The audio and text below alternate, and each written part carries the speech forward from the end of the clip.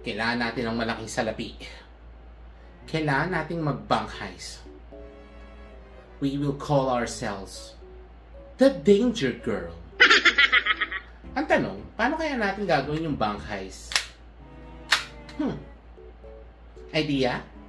Idea? Well, actually meron, girl. Ganito. Listen. Edi, mag-a-apply tayong janitress doon sa bangkong kukunahan natin ng pera, di ba? Oh, so mag-a-apply tayo doon. Bibigay tayo ng resume. So pag pumasa tayo doon, surveillance natin yung buong area.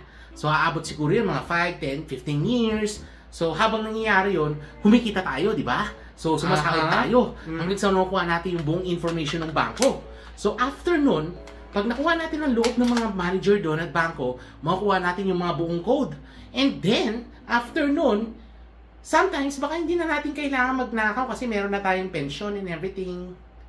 Diba? Ang tawag doon, trabaho. Barilin kaya kita ngayon. Sabi mo kasi idea eh. Hindi naman masama yun, diba? Yun na lang kaya.